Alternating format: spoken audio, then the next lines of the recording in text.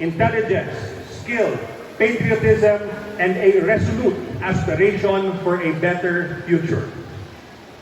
It is through excellence that we can unlock our full potential and achieve greatness in our chosen paths, whether it be in academics, sports, arts, or any other fields we choose to pursue.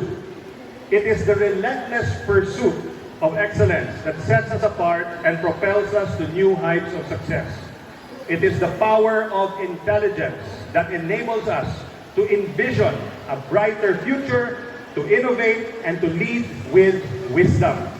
It is through the cultivation and application of our intelligence that we can address the challenges and issues that our society faces and contribute to its progress.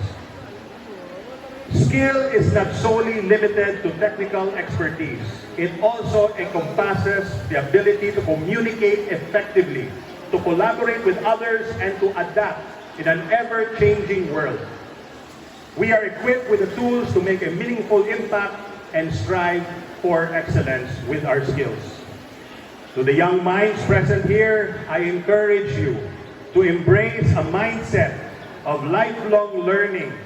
Strive to be the best version of yourselves, nurture your talents, and never stop seeking knowledge. Remember that success is not solely measured by individual achievements, but also by the positive impact we have on our communities and our country. To the educators, parents, and mentors present here, I commend you for your tireless efforts in shaping the next generation. Your guidance, support, and dedication are instrumental in nurturing the galing, talino, at husay of our youth. Continue to inspire and empower them to reach for the stars, to believe in their abilities, and to contribute to the betterment of our nation.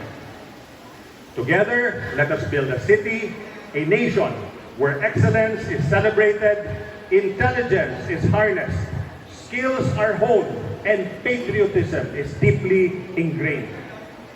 Believe in your capabilities and never underestimate the power you hold to create a better world.